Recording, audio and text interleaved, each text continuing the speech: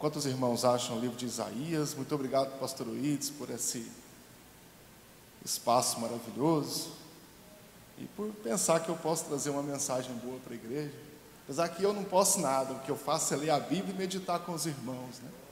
Como Martim Lutero disse uma vez, eu não fiz nada, a palavra de Deus fez tudo. É o que nós fazemos aqui. Profeta Isaías, capítulo 64. Ah, se rompesse os céus e descesse, os montes tremeriam diante de ti, como quando o fogo acende os gravetos e faz a água ferver. Desce para que os teus inimigos conheçam o teu nome e as nações tremam diante de ti. Irmãos, o profeta Isaías é um importante profeta na Bíblia, não diferente de todos os outros, mas ele é o profeta que fala sobre o Messias, fala sobre Jesus. No seminário a gente brinca que Isaías devia estar lá nos evangelhos também, uma cópia dele. Isaías, no capítulo 53, ele faz uma narrativa tão profunda e brilhante sobre o sofrimento de Jesus, que Pedro assistiu à crucificação, mas no Pedro conta, ele cita 7 vezes Isaías. Ele prefere usar as palavras de Isaías, um profeta, do que citar o que ele mesmo tinha visto com as palavras dele. É um grande profeta de Deus. E a relevância dele, então, é extraordinária em muitos pontos. E de repente tem algo que nós podemos aprender aqui hoje. Muitas vezes eu sou um dos grandes críticos de um movimento que a igreja evangélica brasileira passa hoje, que é de ter um dogma acima da palavra de Deus. Por exemplo, a Bíblia nunca mandou fazer um culto domingo à noite das 7 às 9, mas nós entendemos que domingo à noite é um horário bom para todos, que 7 da noite é um horário confortável, que eu acabo o culto às 9, é seguro para os irmãos irem embora, e eu durmo a tempo de não acordar cansado para ir trabalhar. Então nós estabelecemos que esse é um modo bom de organizar a igreja, mas a Bíblia não manda fazer nada disso. Então, isso é um dogma, e tem vários outros. E muitas vezes nós temos, por exemplo, aquele hábito de recitar versículo bíblico como se fosse um mantra. Eu vou repetir várias vezes o versículo, sim, sim, salabim, abracadabra, o Senhor é meu pastor, nada me faltará, e isso vai funcionar. E às vezes eu esqueço que aquele versículo está ali, ele faz parte de um contexto, tem um ensino de Deus ali para mim, não é só uma palavrinha de abracadabra que vai funcionar. E os profetas têm uma característica muito profunda, todos eles, todos os profetas, maiores e menores da Bíblia, eles sempre trazem uma mensagem dura para nós. Talvez o pastor hoje não quer mandar os irmãos para casa com uma palavra dura, e ele fala muito de que Deus vai salvar e de que Deus vai proteger, e vai mesmo. Só que todos os profetas tiveram o cuidado de lembrar que Deus é amor, mas também é justiça. Os profetas lembraram de que Deus vai fazer coisas maravilhosas para aqueles que são convertidos, para o coração que se abre a Deus, para o coração que confia profundamente em Deus. Aqui no capítulo 64 está acontecendo uma grande crise, o povo está sofrendo, a dificuldade vem, e as pessoas procuram um profeta, E agora, Isaías, o que eu faço? Nós somos o povo de Deus, eu sou descendente de Abraão, daquele que fez uma aliança com Deus, eu sou descendente daquele povo que o mar vermelho abriu e eles passaram, eu sou descendente do povo que comeu o maná que caiu do céu. Deus não é o Deus Todo-Poderoso, Ele não é o eu sou. E a resposta de Isaías não é: vamos fazer aqui um ato profético na praça e declarar que o diabo caiu. A resposta de Isaías não é: vamos fazer então uma campanha circulando a pé aqui de madrugada o lote da igreja para ver se Deus abre as portas. O profeta Isaías fala, versículo 1: ah, se rompesse os céus e descesse. É como se ele dissesse assim: o que nós precisamos é que a presença de Deus venha até nós, né? Preciso que o céu se abra e a glória de Deus se manifeste entre nós. Isaías está lembrando o povo, e isso serve para nós hoje, que o problema que nós passamos hoje, ele é o afastamento de Deus. Eu comentei isso com alguns irmãos aqui, né? Que algumas pessoas dizem que Deus não existe, porque o mundo parece estar abandonado, as pessoas sofrem, né? Aí eu falo, esse não é um argumento contra a existência de Deus, é um argumento a favor, porque se Deus é amor, e as pessoas estão afastadas dele, estão afastadas do amor de Deus.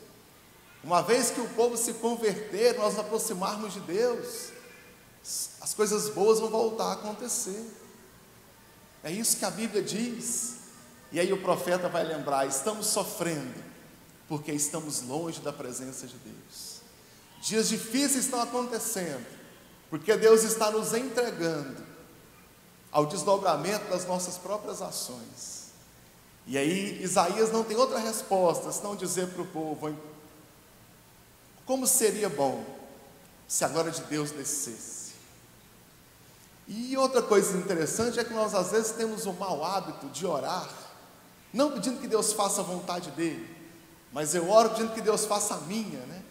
Deus, faça isso por mim, eu quero aquilo. E tem gente que ainda fala: eu quero agora, né? E ai de Deus se não fizer. Mas Isaías fala: eu não vou pedir nada, se a glória de Deus vier, é tudo que nós precisamos. Se rompesse os céus e descesse, os montes tremeriam diante de ti. Em Eclesiastes, Salomão fala: uma geração vai e outra vem, mas a terra permanece para sempre.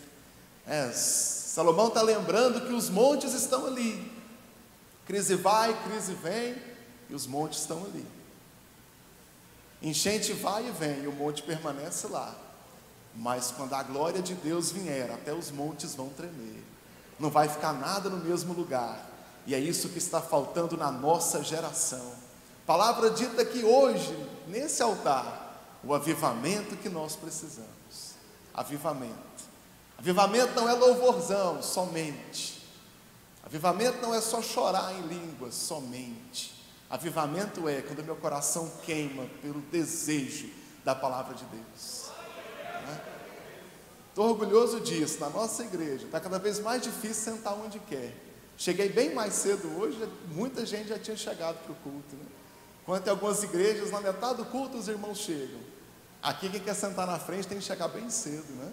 Isso é sede por ouvir um louvor abençoado, por ouvir a palavra de Deus. É o que Isaías fala: o que nós precisamos é da presença de Deus, nós precisamos é disso. Até os montes vão tremer. Versículo 2: como quando o fogo acende os gravetos e faz a água ferver. Se eu sou um graveto durante uma queimada, eu não tenho opção senão me queimar. A água diante do fogo ela não tem opção, ela tem que ferver. É isso que Isaías está dizendo: da presença de Deus vem. Do mesmo jeito que um graveto se queima, do mesmo jeito que a água ferve, nós vamos sofrer profundamente o impacto da presença de Deus entre nós. O povo de Israel está sofrendo, estamos vivendo dias difíceis. Quando a glória de Deus vier, tudo isso aqui vai mudar. Quando a glória de Deus se manifestar, tudo será diferente. Irmãos, eu não peço outra coisa senão a presença de Deus em mim, né? Senão a presença de Deus nesta igreja. Nós não precisamos de mais nada, precisamos dele conosco. Precisamos da palavra de Deus conosco.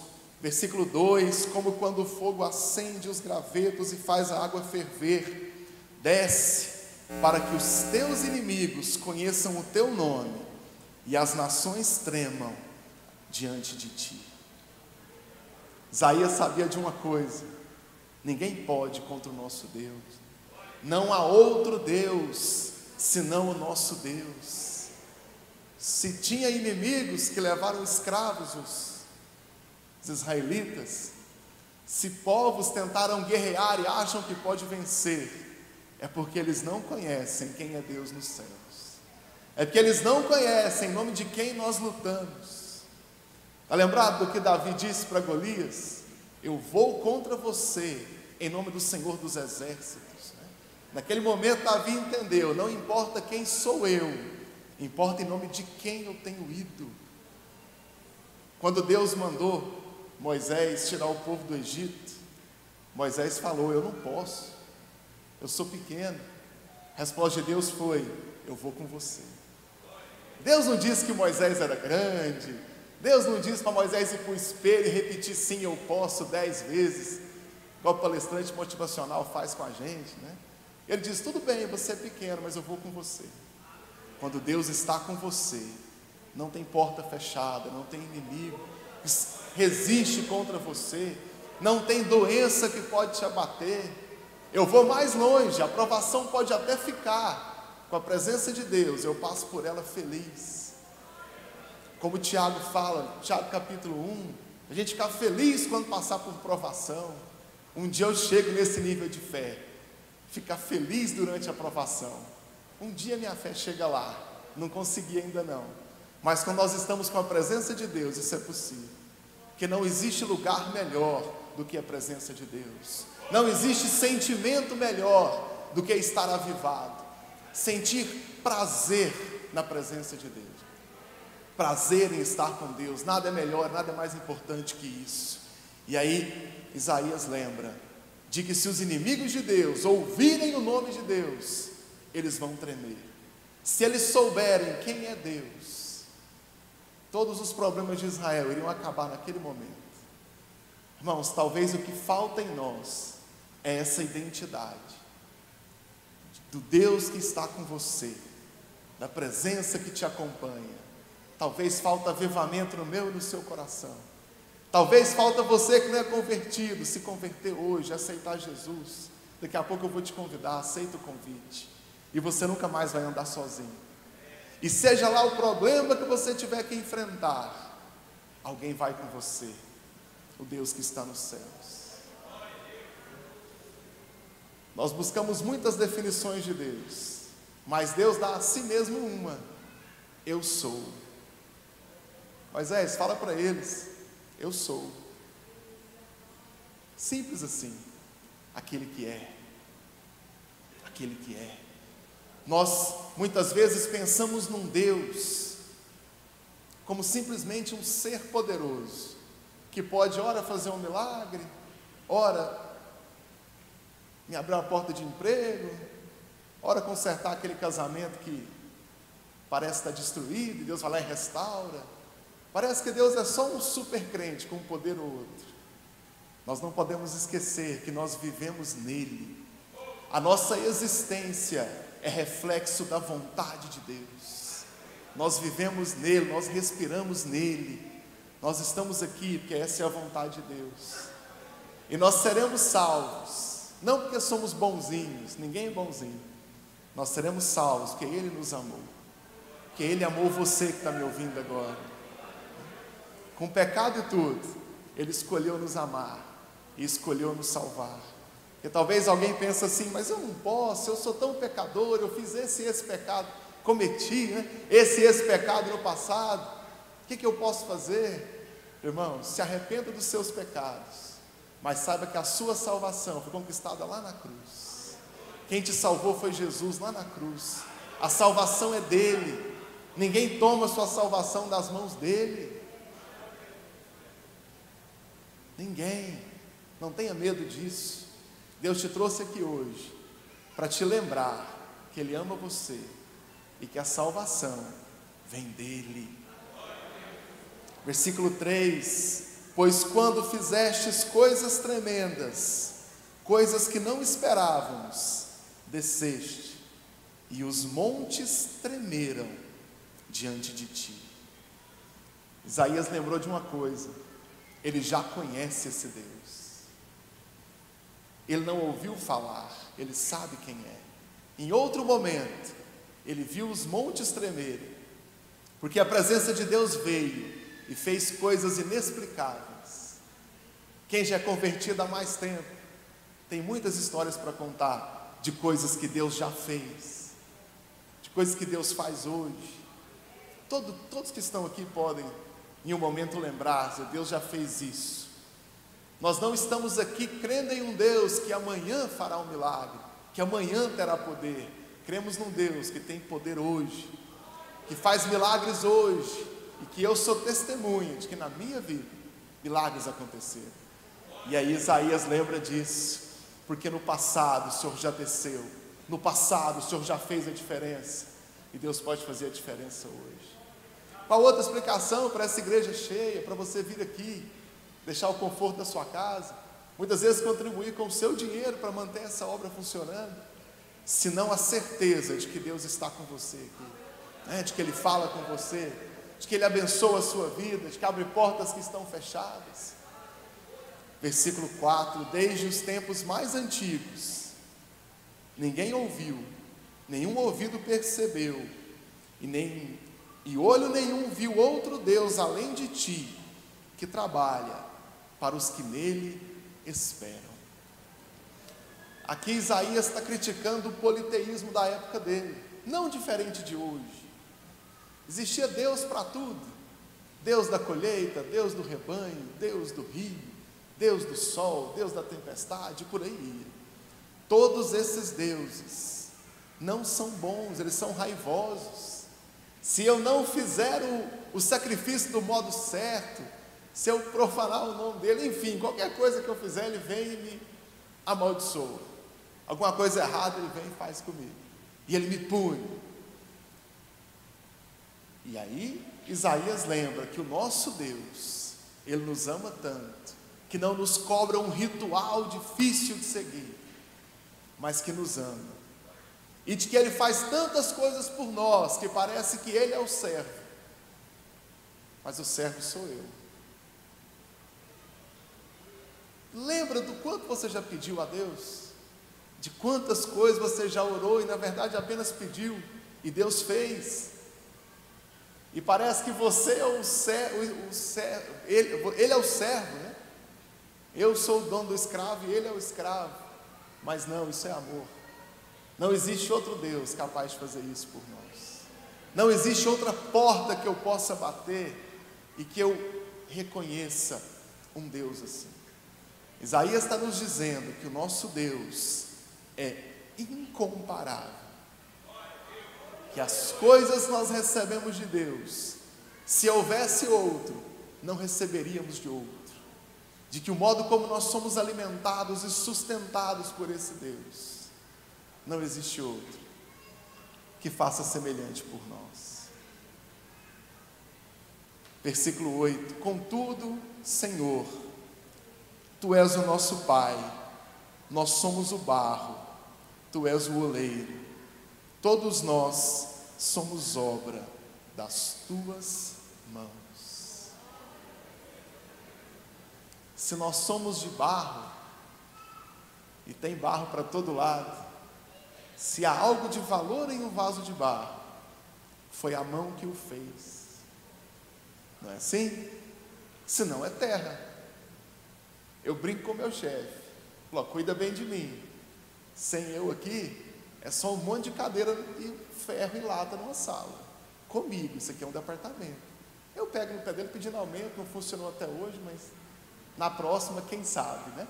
Isaías está lembrando uma coisa: nós somos barro, não temos valor algum, mas somos como um vaso de barro nas mãos do oleiro, que passa a ter valor depois que o oleiro colocou a mão nele, depois que o oleiro fez o barro. E o barro tem, esse jarro de barro tem mais valor ainda quando algo precioso é colocado dentro dele. Ou ele pode ser um vaso para desonra, como Paulo fala. Se dentro de você está a presença de Deus, você tem valor. Se o seu coração bate, porque o Espírito Santo habita em você, você passa a ter algum valor. Eu continuo sendo um simples vaso de barro que passou pelas mãos do oleiro, mas agora eu sou um vaso de barro em que a presença de Deus habita em mim, que ela pode morar em você também. Eu posso buscar prazeres em muitos lugares deste mundo, mas você não vai encontrar prazer na criação. você encontrará prazer no Criador, naquele que te fez, naquele que cuida de você. Joel, capítulo 2. Adianta comigo, irmãos, vai passar Isaías, Jeremias, Ezequiel, Daniel, Oséias, Joel. Joel, capítulo 2.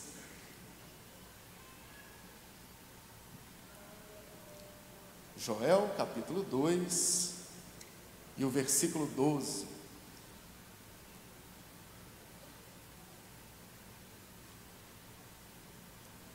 Joel, capítulo 2, verso 12. Agora, porém, declara o Senhor: voltem-se para mim de todo o coração, com jejum, lamento e pranto. Aqui em Joel o ambiente é um pouco diferente. Aconteceu um enxame de gafanhotos, acabou com toda a plantação, veio outro, e o povo foi no profeta: pastor Joel, cadê Deus? E aí Joel responde: voltem-se para mim, diz o Senhor, se converta, pega o seu coração, quebranta ele e entrega na presença de Deus. É isso que falta para todos nós aqui hoje. De mim que falo com você, a Bíblia fala comigo. De você que é convertido, talvez há mais tempo que eu, de você que ainda não se converteu, o convite é para você: volte para mim. Não existe um ritual, não tem que passar debaixo da porta, não tem que rapar a cabeça, não tem que comprar roupa diferente, fazer uma tatuagem, nada disso. Você deve, do fundo do seu coração, se voltar a Deus, abrir espaço para Deus entrar no seu coração.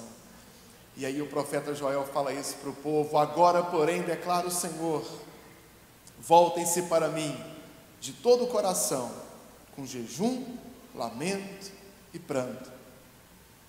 Rasguem o coração e não as vestes, voltem-se para o Senhor, o seu Deus. Era tradição no tempo da Bíblia, quando alguém estava com sofrimento profundo, rasgar as roupas e jogar cinza ou pó sobre a testa. Era uma forma de demonstrar externamente como o coração internamente estava se sentindo. Tá? Quando Jacó, por exemplo, soube que teve a notícia que José tinha morrido, lembra que ele rasga as vestes e joga assim sobre a cabeça? Davi faz isso também quando o filho dele com Batseba está doente, para demonstrar o sofrimento. Aí o profeta está dizendo o seguinte: não adianta rasgar a roupa, não adianta fazer cara de choro, não adianta se sujar no chão por fora e por dentro o coração não está rasgado. Não adianta. O profeta vai nos dizer que a conversão acontece no nosso coração, de que profundamente, do fundo do seu coração, você reconhece que você é pecador e que só o Senhor é Deus, de que a sua vida não tem valor e que se existe algo de bom que você pode dar a Deus, é um coração quebrantado e arrependido. É o que o profeta diz: rasga o seu coração diante do Senhor. Esquece o ritual que todo mundo está praticando aí, é da boca para fora. Pois Isaías fala isso e Jesus repete: esse povo me confessa com os lábios, mas o seu coração está longe de mim. Antes um coração convertido e uma boca fechada, né? Que uma boca aberta e o coração fechado para Deus. Pois Ele é misericordioso e compassivo, muito paciente e cheio de amor. Arrepende-se e não envia desgraça. Isaías lembra que o que nós precisamos é da presença de Deus, que se o céu se abrisse e literalmente, em forma física, Deus descesse, é o que o povo precisa. Joel lembra de outra coisa: nós precisamos nos converter a Deus, nós precisamos rasgar o nosso coração e entregá-lo na presença de Deus. Nós temos uma humanidade corrompida pelo pecado, nós não conseguimos nos livrar completamente da nossa humanidade decaída e pecaminosa. Paulo nos fala em Romanos: todos pecaram e destituídos estamos da glória de Deus. Paulo fala isso. Nós não conseguimos, nós não conseguiríamos jamais, pelos nossos próprios méritos, reivindicar a salvação, mas graças a Deus que nós somos salvos pelos méritos de Cristo na cruz. Nós somos salvos porque Jesus decidiu nos amar sem nós merecermos e salvar a sua igreja. Por isso nós fomos salvos, por isso nós estamos sendo salvos. E aí Joel lembra: Deus é misericordioso, Ele é compassivo, Ele é paciente e Ele é cheio de amor. Quando fala que arrepender, não é no nosso sentido assim, nós cometemos um ato e aí a gente arrepende, e se voltasse atrás não faria de novo. Mas em relação a Deus, é como se dissesse assim: Deus decidiu punir, mas se nós nos arrependermos, Deus vai mudar os planos. É nesse sentido que Ele fala arrepender. A Bíblia fala que Deus não é homem para mentir, nem filho do homem para se arrepender. Quer dizer que se eu pequei, me afastei de Deus, e Deus permitiu que um mal viesse a mim, porque Deus é justo, Deus é amor, mas também é justiça. Mas se eu me converter, se eu rasgar o meu coração diante dele, Ele vai mudar os planos que tem para mim, e eu terei um destino melhor do que o que eu teria longe dele, porque agora estou diante da presença de Deus. Verso 14: talvez ele volte atrás, arrependa-se, e ao passar deixe uma bênção. Eu quero essa bênção de Deus sobre a minha vida. Onde Deus passar, que Ele deixe essa bênção comigo. Sabe de uma coisa, irmãos? Se nós nos convertermos genuinamente, se nós quebrantarmos o nosso coração, Deus promete que vai mudar o rumo da nossa história, que Deus vai mudar o nosso destino, que Deus vai transformar a nossa vida, se eu fizer uma coisa: me converter genuinamente, rasgar o meu coração diante dele. Isso vale para você que não se converteu ainda, vale para você que é novo convertido, vale para você que é crente velho como eu, há muitos anos convertido, vale para nós também. Se eu quebrantar o meu coração diante de Deus, o meu destino vai mudar. Os planos de Deus serão os meus planos, e o meu destino será uma bênção. Olha o que Deus fala, versículo 20, ainda no Joel capítulo 2, verso 19, para ficar bem completo. E o Senhor respondeu ao seu povo: estou-lhes enviando trigo, vinho novo e azeite o bastante, para satisfazê-lo plenamente. Nunca mais farei de vocês objeto de zombaria para as nações. Levarei o invasor que vem do norte para longe de vocês, empurrando-o para uma terra seca e estéril, a vanguarda para o mar oriental e a retaguarda para o mar ocidental, e a sua podridão subirá e o seu mau cheiro se espalhará. Ele tem feito coisas grandiosas. Não tenha medo, ó terra, regozije-se e alegre-se, o Senhor tem feito coisas grandiosas.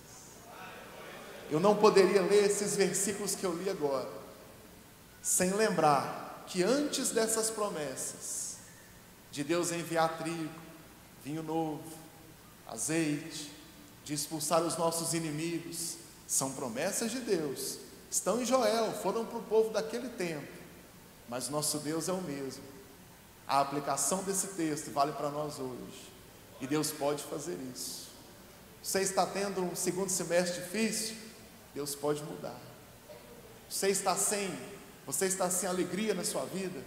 Deus pode te dar alegria. O seu casamento está passando por dias difíceis? Deus pode restaurar esse casamento. Pode. Você está muito doente? Deus pode curar. Nós lemos o texto juntos, eu li, os irmãos me acompanharam. Mas o profeta Joel lembra que antes que Deus faça isso, Deus espera de nós que nós rasguemos o nosso coração diante dele, que nós quebrantemos o nosso coração e genuinamente clamemos pela presença dele em nós.